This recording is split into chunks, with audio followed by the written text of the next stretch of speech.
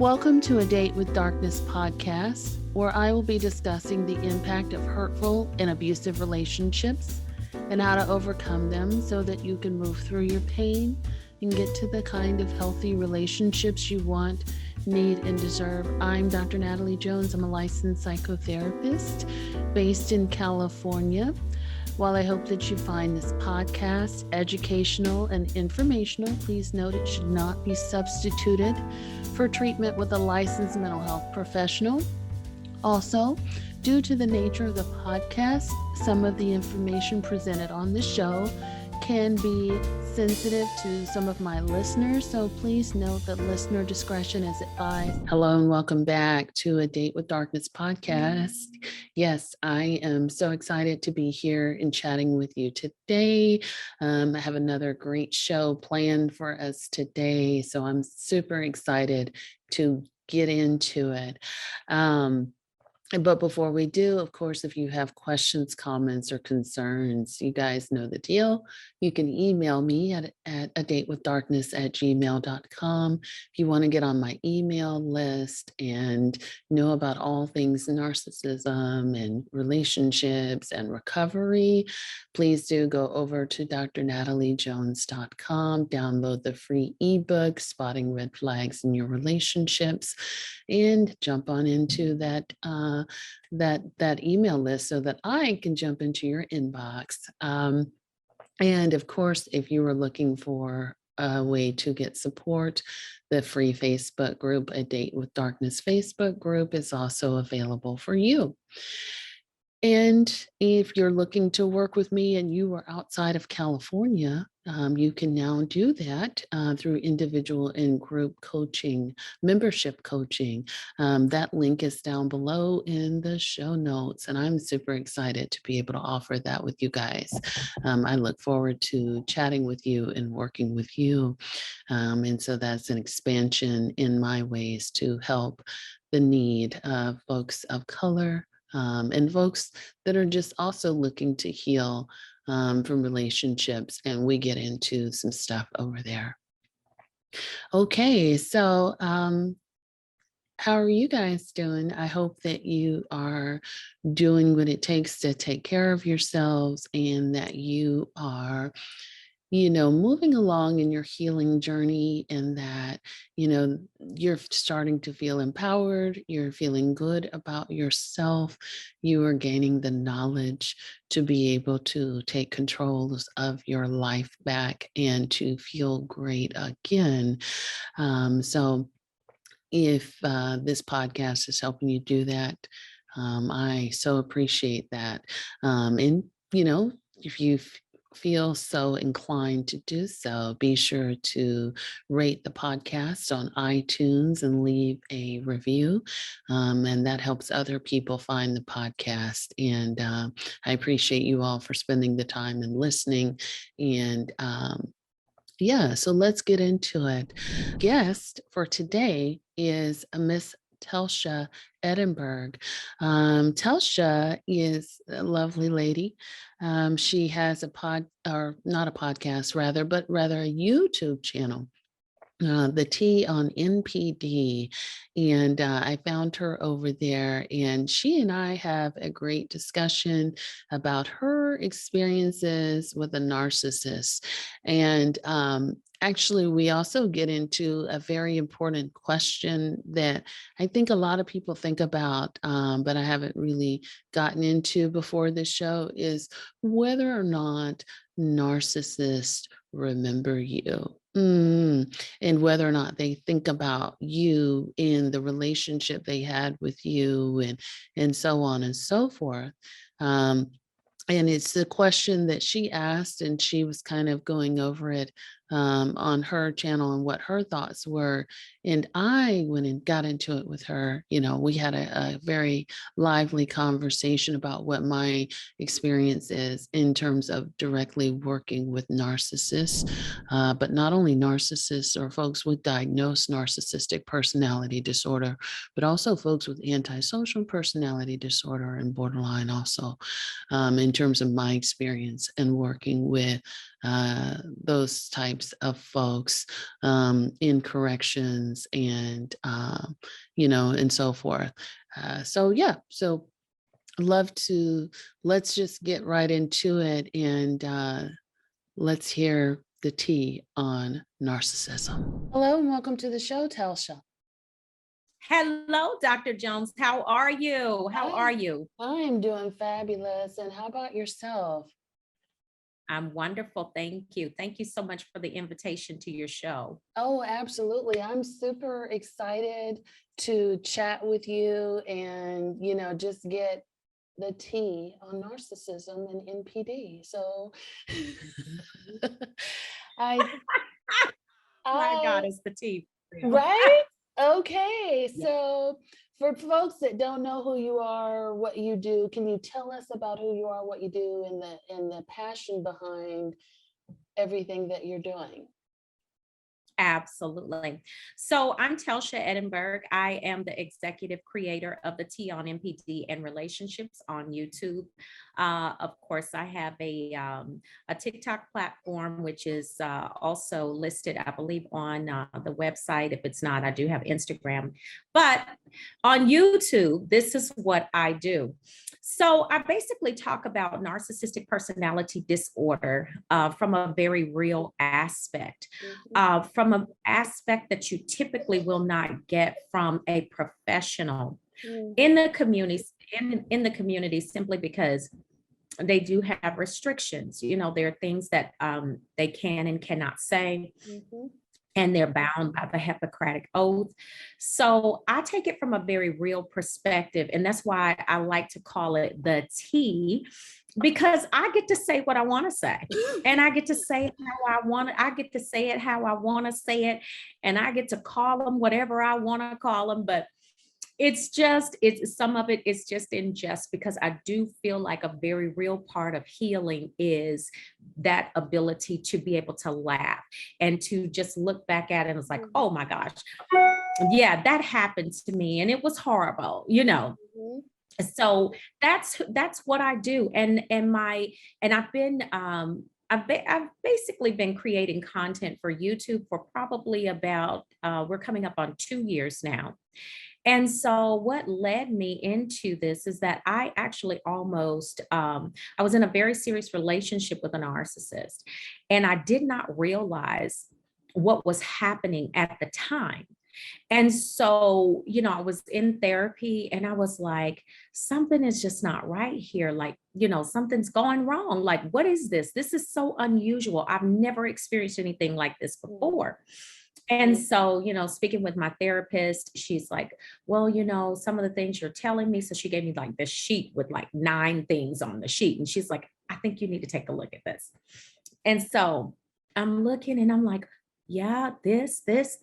And so what eventually happened is it led to a passion to help people that basically did not have a clue. They didn't have a clue what, that I'm like, I don't know what this is. What is happening here? They just didn't have a clue. And so I wanted to pour that passion into a major platform to help others understand, what's happening here, bring it from a very real perspective, give very real life examples of what this looks like.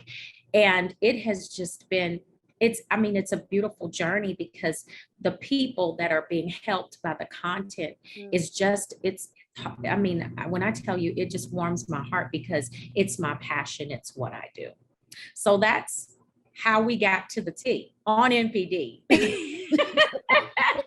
I love it. And I feel like your journey is very similar to a lot of people's journey, where you were just kind of caught up in a relationship and you had this epiphany or aha moment, and it's like, that's what this is. I have to research it. I have to talk about it. I have to sort of warn other people. And I appreciate what you said about, professionals in terms of the Hippocratic Oath and all that kind of stuff in terms of what we can and can't talk about, because a lot of people oftentimes want us to say, this person is a narcissist or that person, want us to sort of just label and sort of do these things. So I appreciate your candor about that as well. Absolutely. Absolutely. So it's a good thing. We need our professionals. We need our Dr. Joneses. Dr. Carmen Bryan is a very good friend of mine. She's also a YouTube, yeah, content creator. Know her personally, dynamic woman, but Well, tell her to come on thing. over. Right. Yes. She is awesome. She's awesome.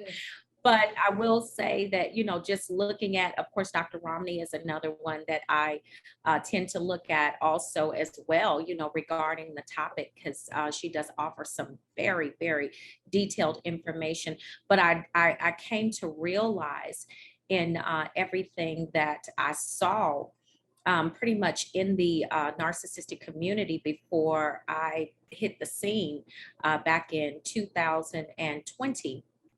I came to realize, hey, there's a market, or there's a space here for me, because I'm not a doctor, but I do have enough information to be able to bring this from a very real perspective. My major is, I'm a business major. And so I have my degree in business, but this is something that is that I'm very passionate about. And because I saw that, the community needed that, more of that real perspective, more of people being able to come and see it just candidly spoken about. And so it just presented a tremendous opportunity for me to enter that community and be able to bring that to the community, which was it's awesome. I love it. I do. I love that too. And I'm glad that you're here, with us and sort of telling us about it. What is it that you feel like specifically that you sort of get into that professionals can't? Like, what sort of things do you feel like you're very good at sort of teasing out? If you Well. Dr. Jones, do you really want me to go there today? I do. Tell us, give us the tea. Yes, this is wonderful. Oh my goodness. So, a big part of, and people will say this, and, of course, when you come to the channel, you'll see different things in the comments section.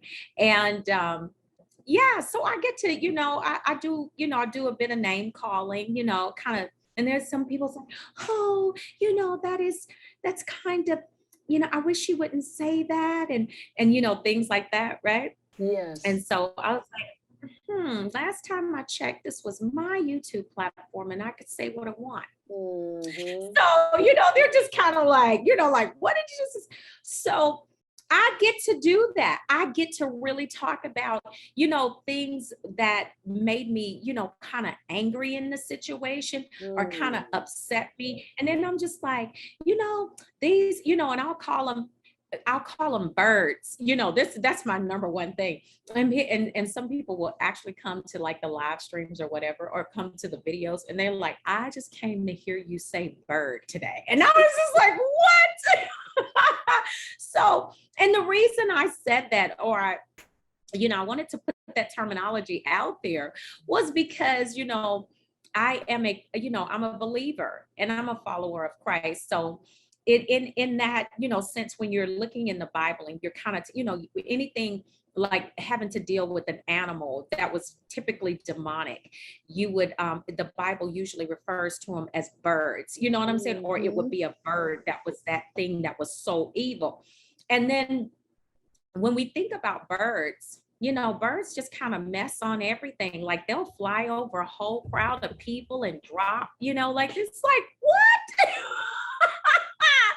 So I saw them as the same thing. And I was like, there's some birds, and they just love it. My people love it. They love the humor. They love the candor. And I get to say those things because I'm not bound by, the Hippocratic oath, and I'm not, restricted by that. However, I do keep it in good taste in that, there's no profanity, we don't do anything like that. But I do want to make sure that my subscribers, the people that come and watch the content, if they're looking to truly heal, then, I want to put that humor in there, because what I've learned about humor over the years, especially when it comes to healing, is that if you can get people to laugh, you can get them to open up. You can get them, it takes you to a place with them where they'll open up and begin to somewhat sort of trust, what you're saying, and listen to you. And it captures their attention. And so once you do that and you begin to establish that type of relationship with a person, they'll come back, and they'll come back again, because they're like, hey, I really like your content, but what I really love is the laughs. I just like, they're like crying, laughing emojis in the content and in the comment section. And it's just, it's hilarious, but that's what I get to do. And I just love it. It makes it fun. It allows my content to be just that much more authentic. It is a huge part of who I am as a person. So that's what I get to do, that you doctors, you wonderful doctors, not do. Very, very true. Yes, we cannot call people birds or names, but I'm sure that there's been a time when we've wanted to say some things, right? So I commend you on your bravery, and just I also think it takes a special kind of something just to fight with people on your content, right? Because it's interesting when people sort of come on and sort of disagree with what you're doing, and then they can have the option to not watch, but they'd rather sort of spend that energy with you. Oh, I do have that. Yeah, I mean, and they might feel safer doing it that way. But I want to get into the nitty-gritty. One, maybe with your situation and with the development of your show, right? And how did that, I heard you mention that you went to therapy and all of that. How did your situation, did it end, or how did it end? Oh, yes, it did. So basically, my situation did end, and it ended in a very abrasive type. I mean, it was just like it was almost like it was out of the blue, and I kind of saw it brewing. But my situation ended just, it was very like abrupt and very, I would say somewhat violent, because this particular night that we were having a conversation, it basically kind of escalated to a place. And what we have to understand about narcissists is that narcissists love to triangulate. That is one of the things that they love to do.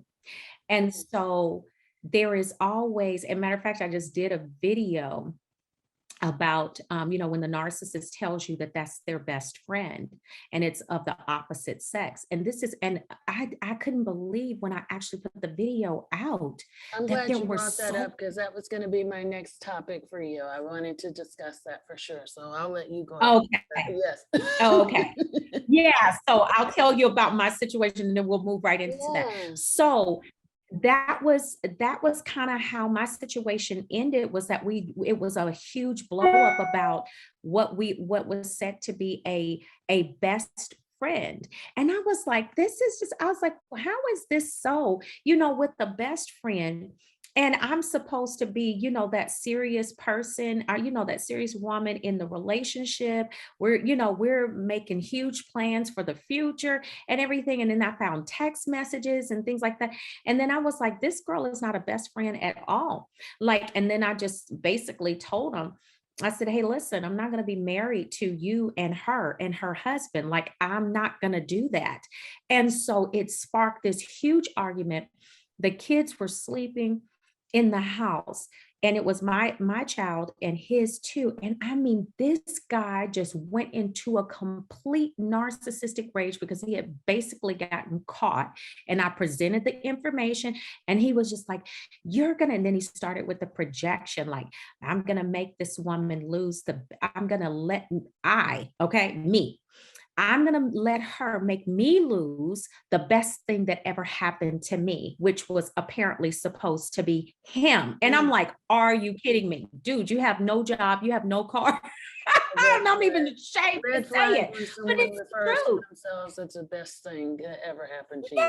Yes, it was amazing to me. And he went into a full-blown narcissistic rage. And when I saw that, at that point, Dr. Jones, I was just like, yeah, dude, you have to go. Like forever, you have to go. Because I saw that as I saw the rage. And this is what I tell people as well. This is what I say on my channel is that, listen, when you see something like that, it's not going to de-escalate from there. They're only going to progress. Once you see the narcissistic rage, there could be a point where these people black out and they could do something very terrible to you, possibly fatal.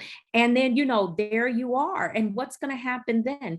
So that's what sparked me, and I was in therapy. So my therapist had already said to me, listen, this is what I think you're dealing with.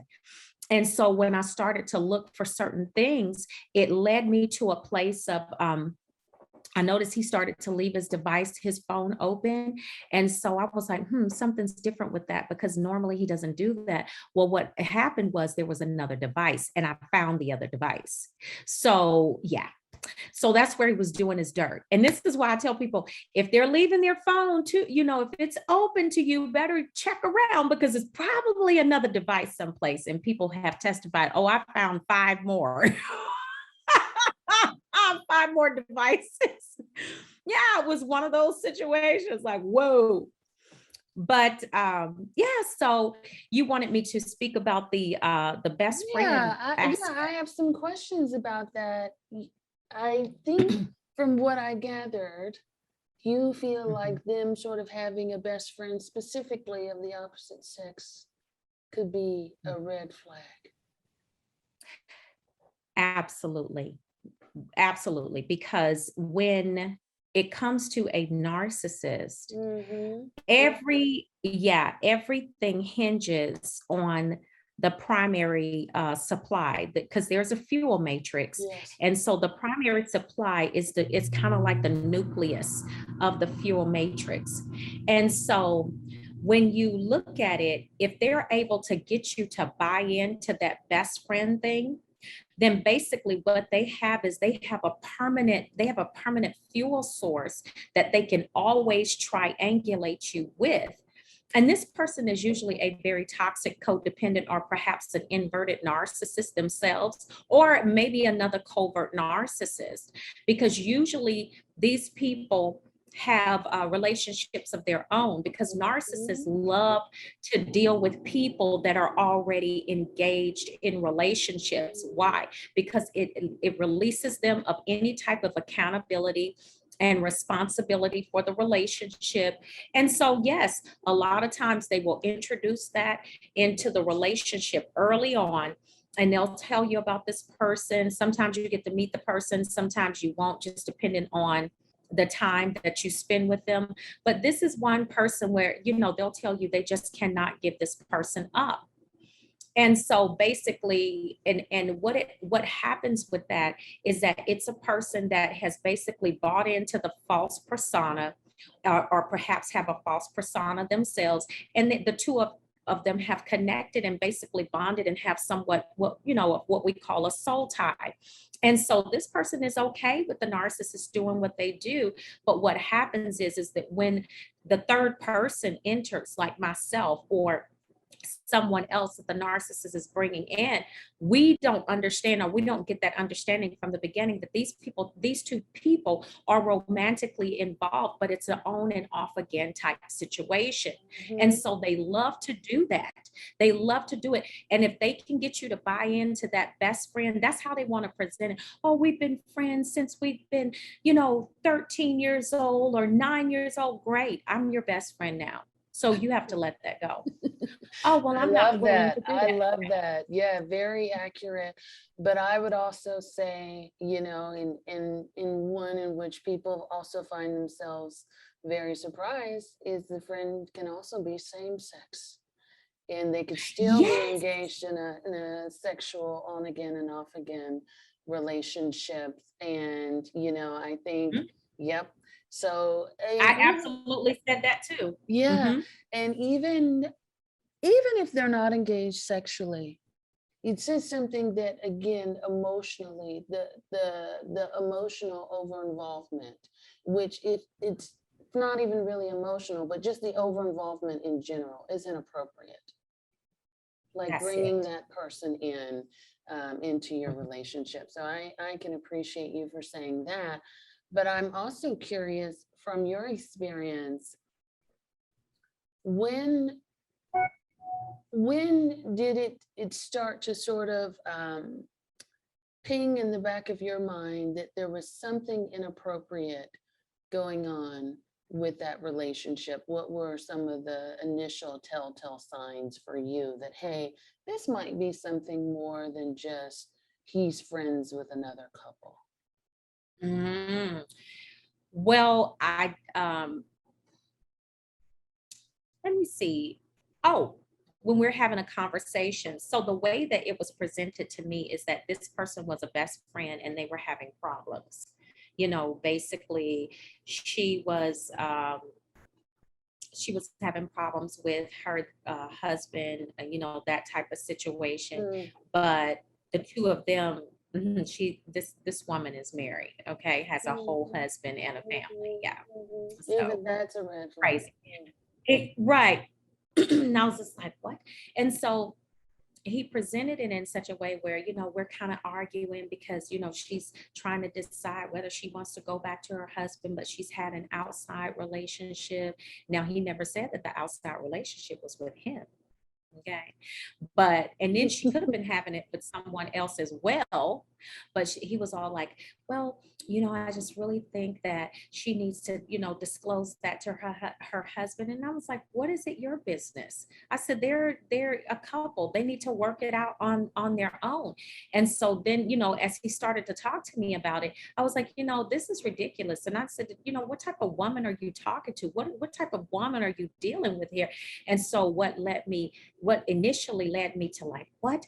He started to defend her, after talking all of this, saying all of these negative things about her and, but she's the best friend, he started to defend her. And I'm just like, well, if she did this to you and that to you, and she's not such a good friend, then why are you defending her? So that was the first red flag. And then I was like, something's happening here. And so then he started to talk about her more. And then he says, then he started to say, well, I don't think I'm going to have anything else to do with her. And I said, I think that's good. I said, because I really do think that puts a strain, on what we're trying to build. I don't think it's conducive to what we're doing here. I said, because it just seems like it's just a little off. I'm uncomfortable with it. And so I believe that if I'm the most important person, then, that shouldn't be a priority if it's not a priority to me. And so basically, at first, he was like, yeah, that's fine, I'll just leave it alone. But then I started to see more activity on his phone. And then I was like, well, who is this guy texting like this? Like, what is happening? I'm sitting right here, like, who is he talking to? So, of course, like most of us, I went digging in the phone, waited for, oh, he's going to go to shower, he's going to. And so I found information and I was like, oh, okay. So it was stuff like, I mean, there were text messages like, oh, we were supposed to be more. You'll always be this to me. You were always meant to be this, and we're meant to be together. And I'm like, how are you saying this? And we're in a serious relationship. So I took pictures of it, right? Took pictures. But this is what happened. And I was just like, this guy is really like, he's really nuts. You know what I'm saying? If he thinks that I'm going to stay here while you have a conversation, but they will do that. They will have conversation. And that's what he did. And I knew that once he started defending her, And once the activity picked up on the cell phone, because we're in the presence of family, so his family, he couldn't be texting his family because the family is right there. You couldn't be texting, it was just like in family gatherings, and you're texting to who are you speaking to? And so that's what kind of led me to the fact of, okay, no, there's something going on here.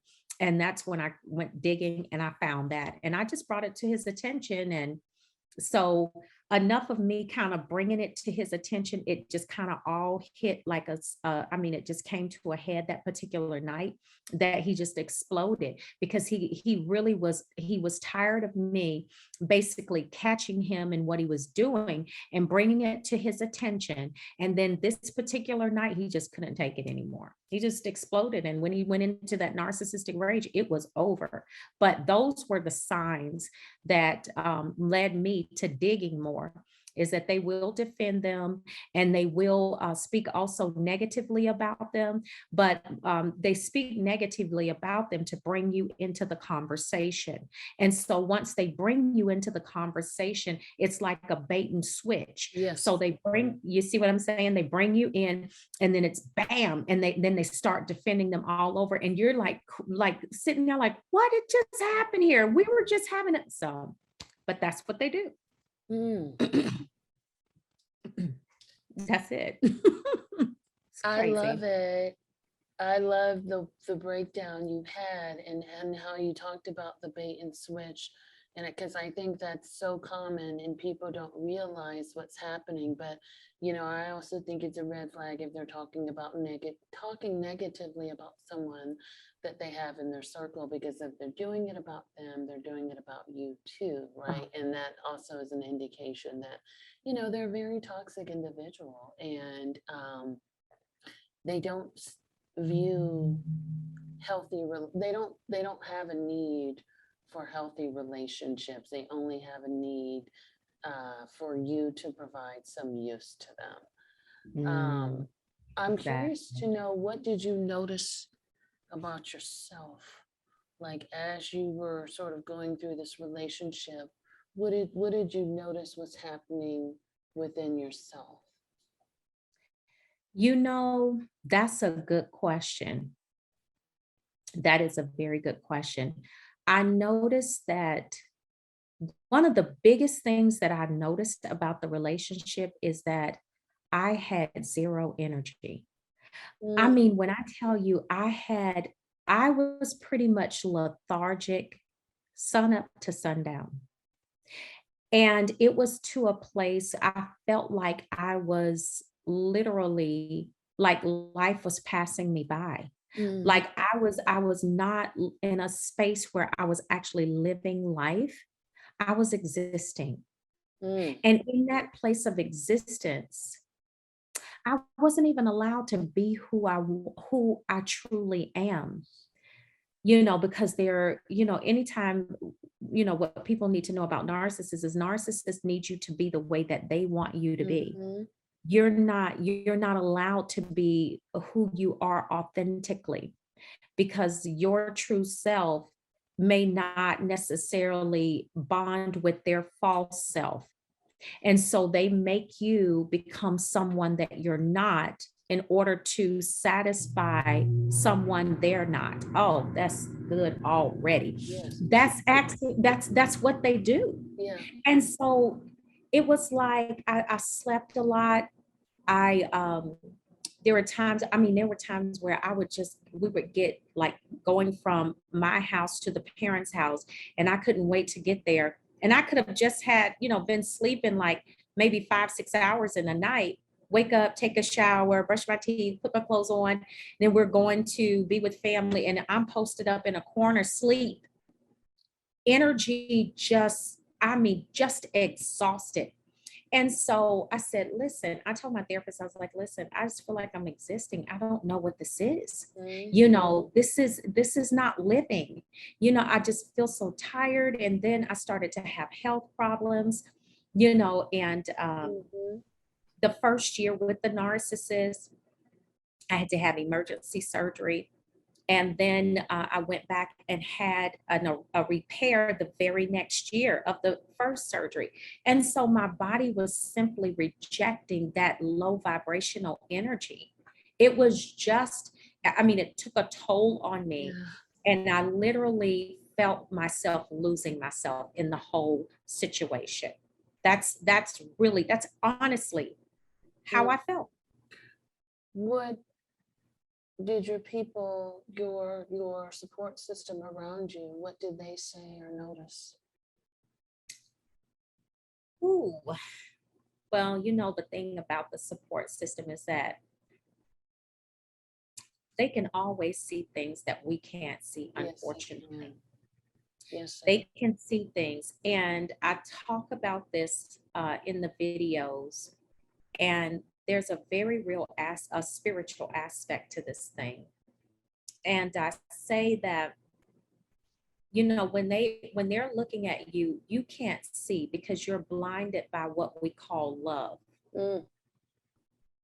which is actually not really love, because if you don't love yourself, there's not really a chance of you being able to love someone else. Yes. So it was just, I mean, it was one of the most extreme forms of idolatry is what I could see. Yes. It's like I idolized this situation, and my family and support system were looking at me like, girl, are you serious?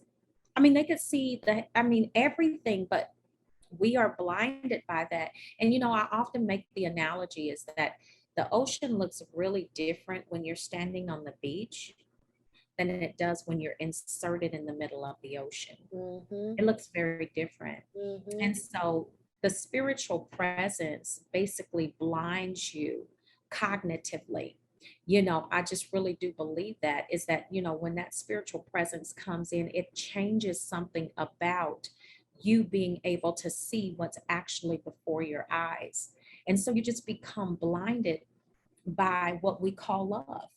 And so in that, you just allow certain things, you remove boundaries. A lot of times when I'm dealing with clients, and also even when I'm working, you know, in the comments in the community, it's like, you know, they're like, well, I just really didn't have boundaries, you know. And this is what narcissists love, because narcissists do not like people with boundaries. You know, bound people hate boundaries. You know, if they're people that are dysfunctional and just, you know, just kind of live life the way they want to, reckless, they really don't like boundaries, and they don't want other people to have boundaries, because what it does is it lessens their ability to be able to come in and control the situation, which is what they absolutely need in order to be there. Tell us about when the narcissist realizes they've lost a good one. Woo! Oh, yes, that's it right there. That one. Okay, Dr. Jones, there we go. Wonder about that. Like, do they even care that I'm gone? Or, you know, tell us about that. What do you think? Well, there's a funny story behind that too. But yes, that particular video that one has that's my most viewed on YouTube, and it was too because a self-aware narcissist on YouTube got a hold to the video and basically did a counter to my video. So it was funny because people think that narcissists do not ruminate. They don't think about what they've lost. They do, you know, recollect. They don't care. People think that, but it's actually quite the opposite. Correct.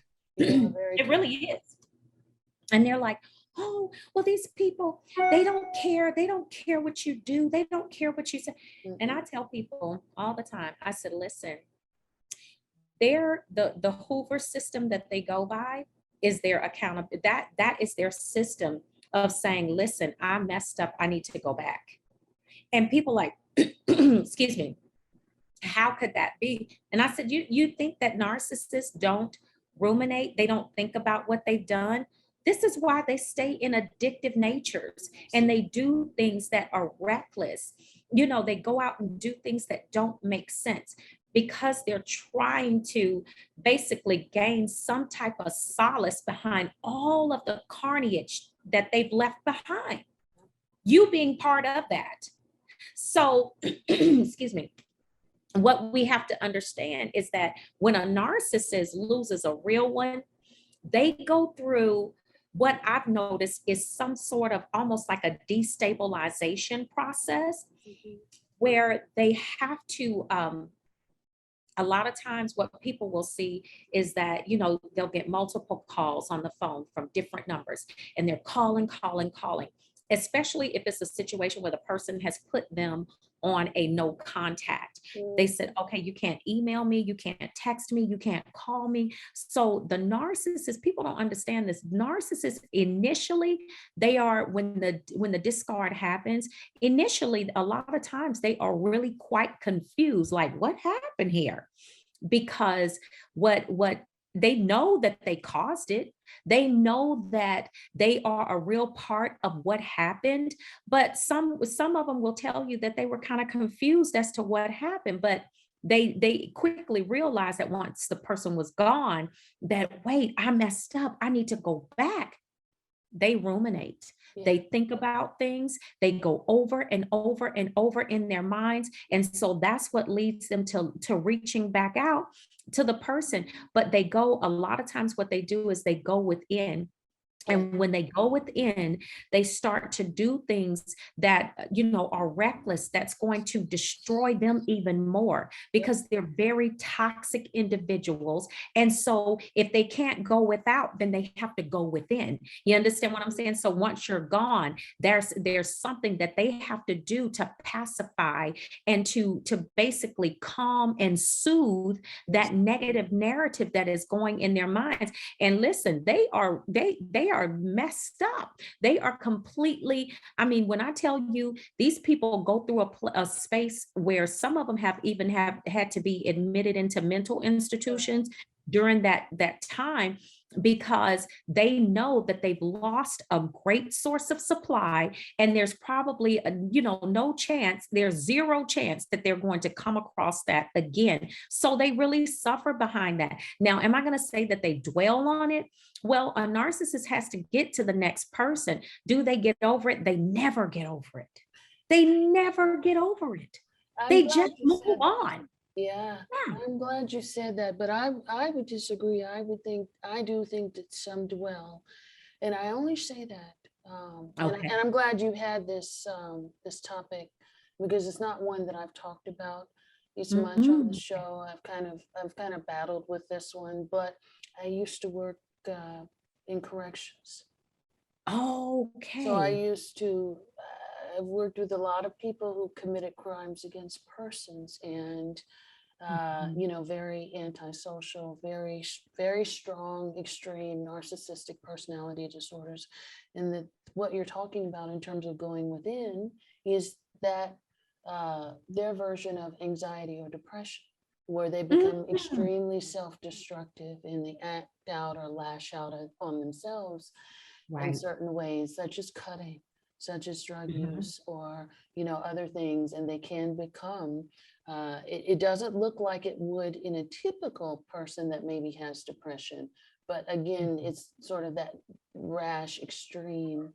But what I have noticed in my work with people who would be classified as NPD or antisocial with strong NPD traits, is they often laboriously fantasize over and over about their victims or about the people that they've done these things to, and they often fantasize about getting access back to that person, about the things that they did. They will often ruminate and rage that person got away. Or that they're behind it. But there is, I would say there can be rumination, and that rumination can last for years. So much so that, sometimes if you've worked in a prison, they have to do a risk assessment, if they have victimized people, right? Because Right. what's the risk of reoffending? What's the risk of them reaching back out to the person that they offended the first time? Gotcha. And that can be very high depending on this person. But I would say they never forget, and they constantly sort of ruminate on that and think about maybe ways of getting back together or getting back at that person in a vengeful way. So I think that there is a dwelling, and it may depend on the more extreme versions of that, but even still, even with people that are just moderate to high amounts, I still think that there is a dwelling. So I think you're spot on, but I would say that they do ruminate about it, and that never goes away.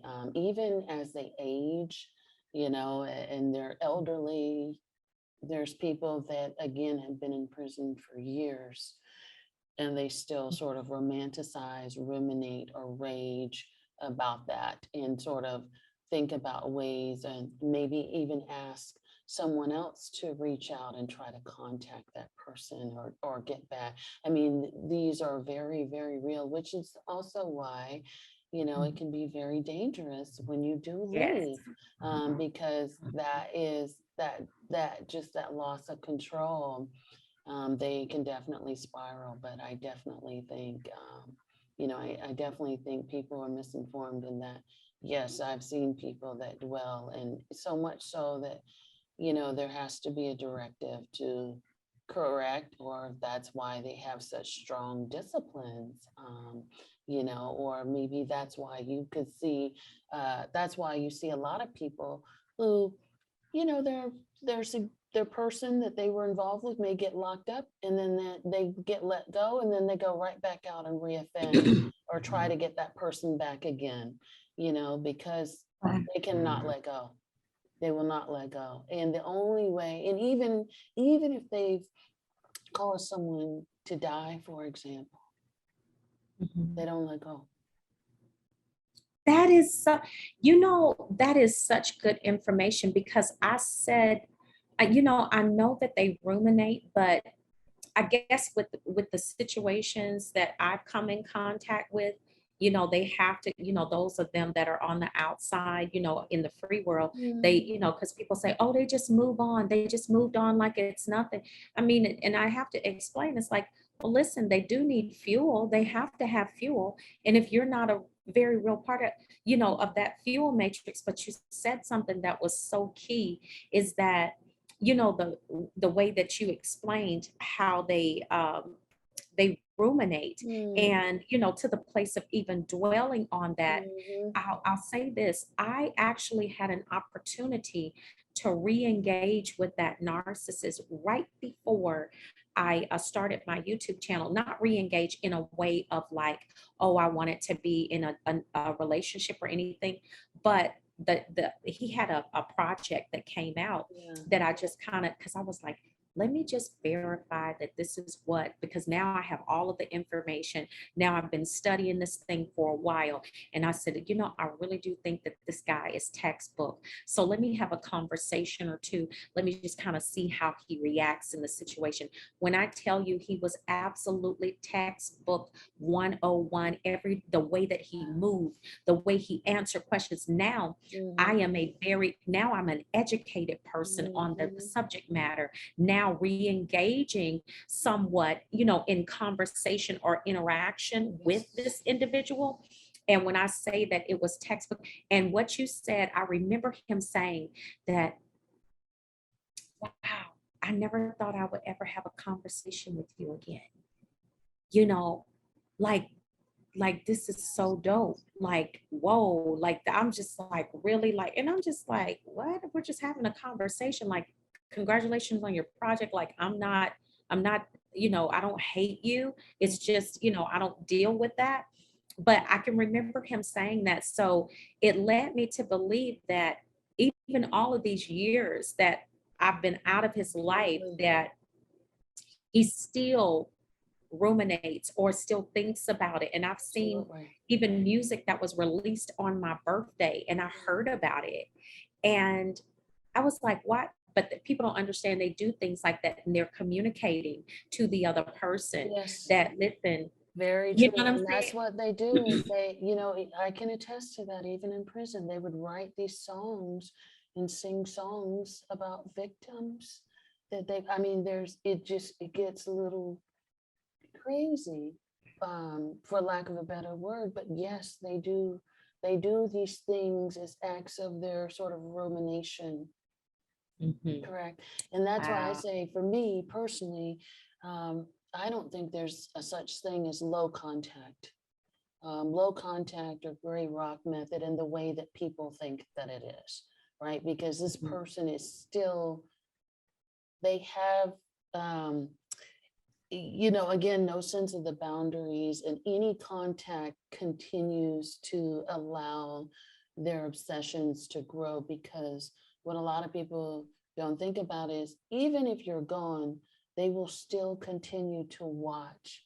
They will still continue to monitor, engage, even if they have family members or friends or people that kind of, do it, or they pump for information here and there. They still try to keep ties with you. And now they may come and go when they're ready to do that, but they still try to hang on and have some sort of connection with you. So I guarantee it, they're probably keeping an eye on you. And, I that's believe why that. so many people wonder why, hey, I was happy again. How did this person know to enter my life? Right? How did they know to enter my life when I was just moving on? Right? And they feel like that's such a weird coincidence. And it's really not. This person has been watching you much closer than you think, which is also why I say they are and can be very dangerous individuals, even if they've never exhibited any sort of physical violence against you when you're in a relationship. It's just the fact that when they lost control, and if they feel like they can't get it back, once things are over, that's actually one of the most dangerous times, even, years after it's been done. Then that's why I Wow. say, once you're out, get out and stay out.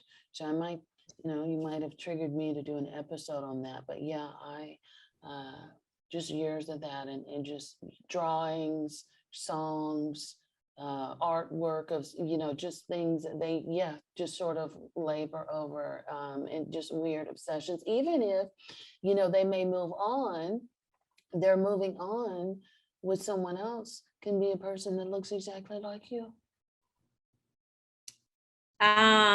Yeah, about that. Yeah.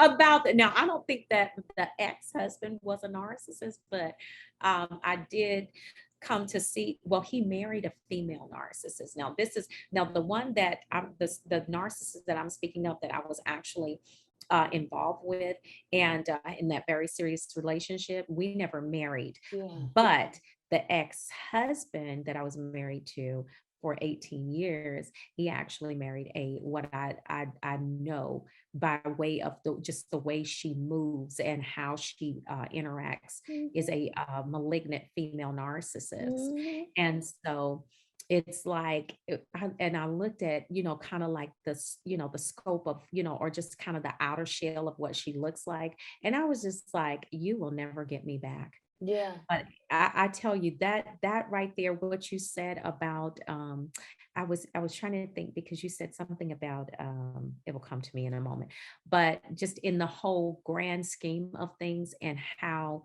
they move, just that whole rumination, and that Mhm. I'm just really shocked. I mean, not really shocked, but just thinking about how you explained, in your profession, what you saw and how they dwell Yes. on that is just, that's amazing, because I would tend to believe that, but then people say that, oh no, they just move on. Well, they have to get other fuel source, like what do you expect them to do? This is their lifeline. So, but But I let's, did. yeah, some people also grossly overuse the word narcissist too, but a true narcissist You're right. They do not move on. They hang on to that. They fantasize, they play out how that could be done differently. They play out how to get someone back. They continue to labor over that. And I mean, in prison, they have hours upon hours.